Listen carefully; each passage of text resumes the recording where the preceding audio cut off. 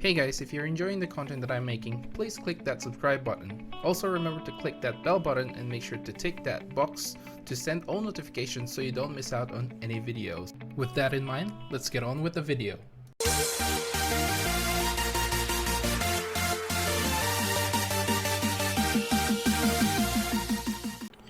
What's up guys, welcome to Monchkinz Gaming, where we take your gaming to the next level. This is Monchkinz logging in to bring you another Dissidia Final Fantasy Opera Omnia video. And welcome to my video guide for Kimahri's event, Unbreakable Pride. And of course, this will be concentrating on the Chaos fight. So without further ado, let's start this video. And of course, we'll start this off with the last boss's abilities, weaknesses, resistances, and elements that it can absorb. In this one, we are going to be fighting the Osteoavis. It does not have any weaknesses, nor does it have any resistances, nor does it not have any elements that it can absorb.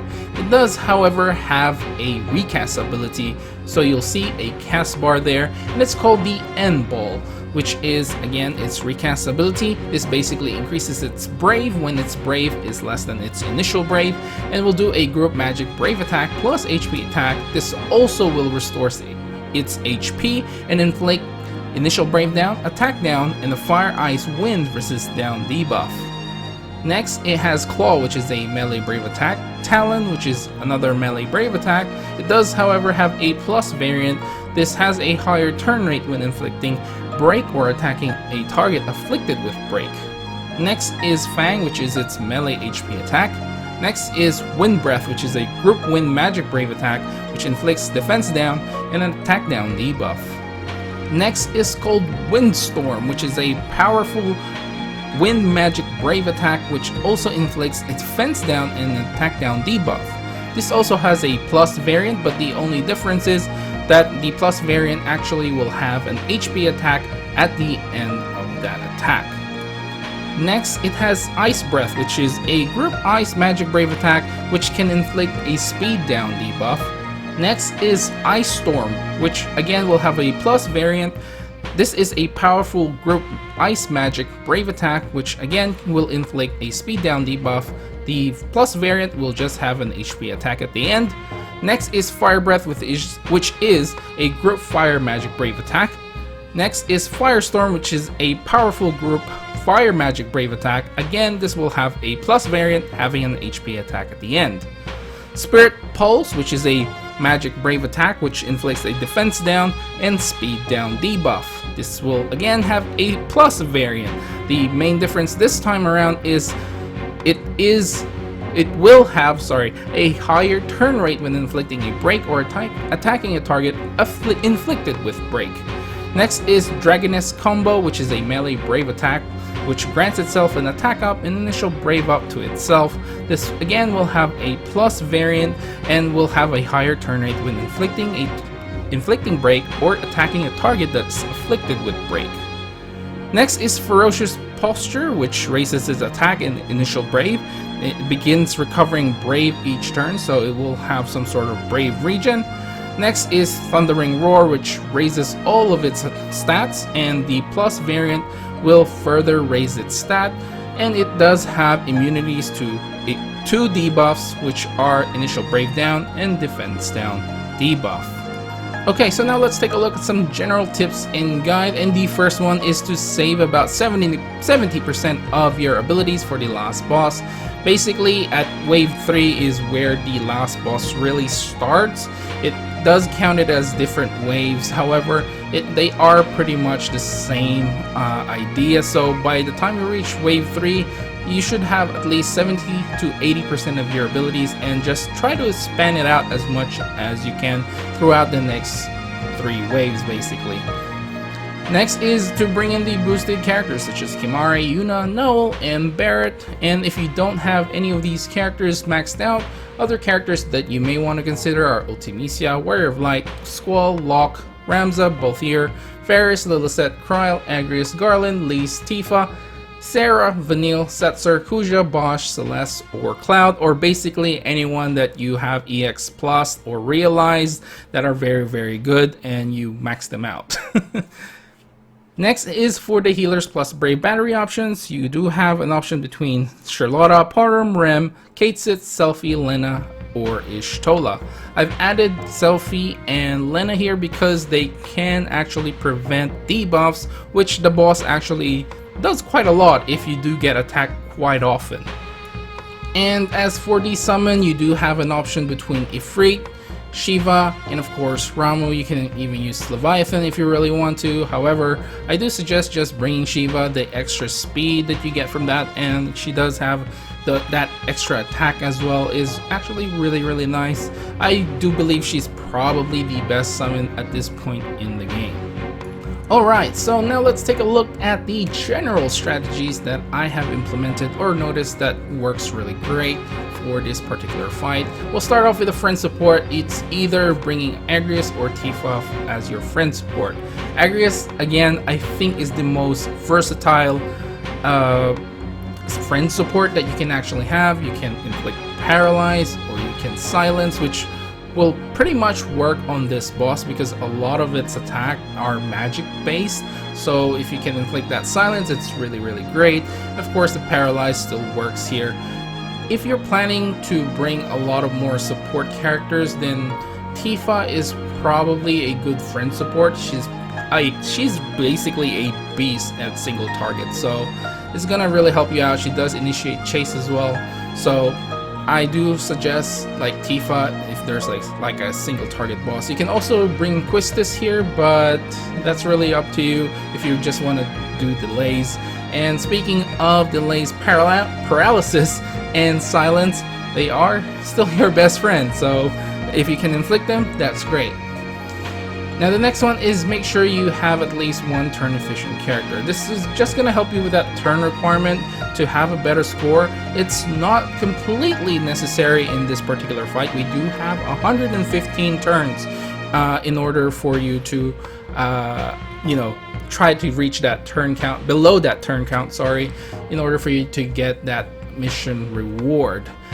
The next one here is I highly suggest bringing a healer that can actually remove debuffs or prevent debuffs. So it doesn't necessarily have to be like that, but it does help that if you can remove the debuff. Unfortunately, right now the healer that can do that is basically just Yuna, and prevent wise there's Lena and Selfie on top of my head that are going to work. However, they still don't have their EX plus weapons, so they are going to be a little bit gimped in a small way, but if you can prevent those debuffs, they can actually really work as well. So the last one, of course, just have a bit of luck, especially if you dodge those end balls. I mean, that's actually really helpful. That means you don't have to heal as much, and of course, you can save your cheer if you do plan to bring Yuna. Okay guys, so now let's take a look at some possible party compositions. The first one I have for you guys here is obviously going to be the boosted team. Kimahri, Yuna, and Barret I think is the best choice. Noel is still nice if you have his EX, but he does not have his EX plus yet, whereas these three characters have their realized weapons now. This is with an Agrias support and Shiva for the summon. Just make sure you use Kimahri's HP reduction buff when the end ball is coming. That's basically the most scariest thing right now when it comes to this boss, at least from what I've noticed.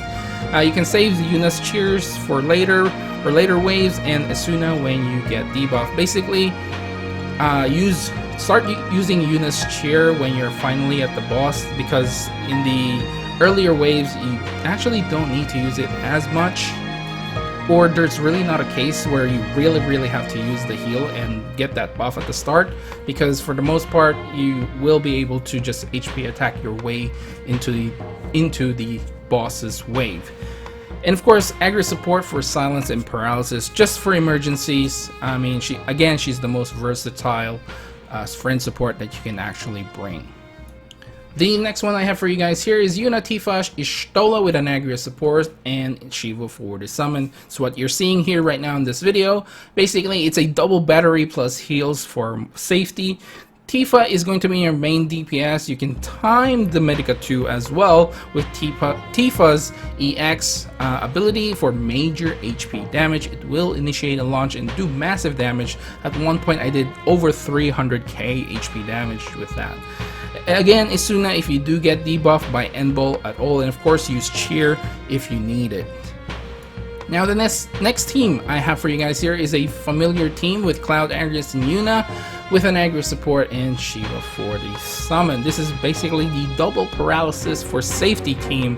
Yuna for the heals, and of course Asuna. She can definitely be swapped to Y'shtola if you have Y'shtola instead. If you don't have Yuna at 3 out of 3, Y'shtola is definitely a character that can replace her, and basically use Y'shtola for heals instead of Yuna. The only major difference here is you won't have Asuna, and you will, if you do get by that N-Ball and get those debuffs, they can be pretty nasty, so just watch out for that one. Now the last team I have for you guys here is Bosch, Ultimecia, and Y'shtola with a Tifa support and Shiva for the summon. Again, Bosch is here to absorb all the HP damage from the N-Ball. Bosch is very replaceable here. You can actually use Celeste as well. She can absorb a lot of the different attacks of the boss because they are all pretty much magic based.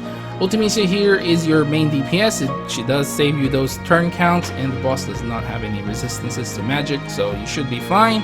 Y'shtola for heals and Brave Battery, and again can be replaced by Yuna instead. If you do have Yuna, I think she's more viable because of Asuna on this particular boss.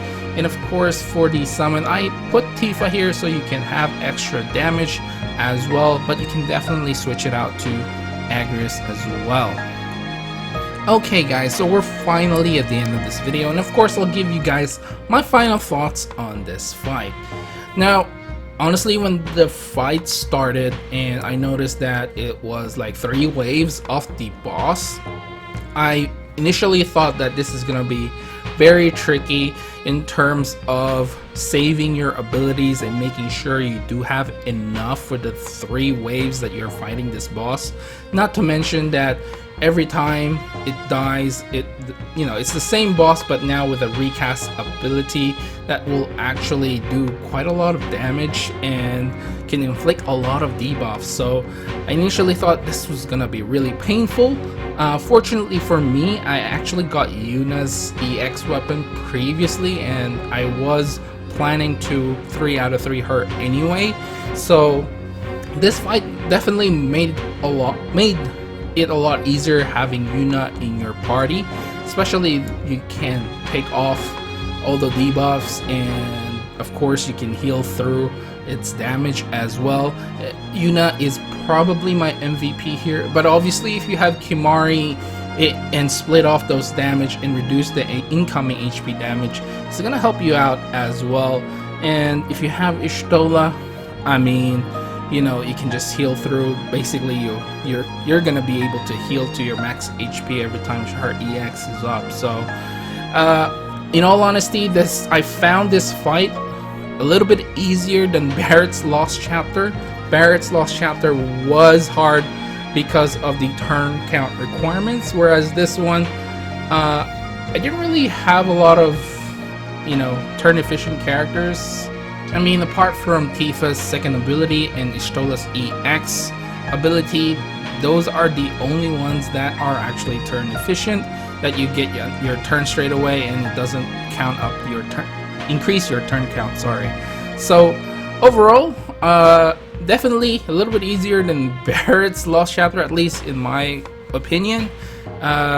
Is it harder than the others? I would say it's definitely harder than the level 70 Crystal Awakening Chaos fight, and the one previous to that, was it Bosch's? I can't remember on top of my head. Okay, yeah, it is definitely Barrett, now that I think I'm like going back. And I guess the only other comparison would be like the Ultimate fights, which in all honesty I found this one a lot harder than those as well.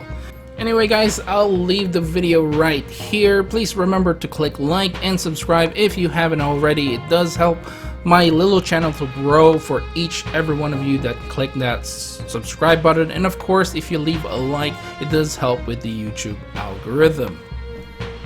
And of course I also want to know, what team did you use in order to beat this fight? Did you follow my team suggestion, or you have someone else? There's definitely going to be a lot of variety with this one, seeing as the boss doesn't have any weaknesses, resistances, or elements it can absorb. So let me know down in the comments below.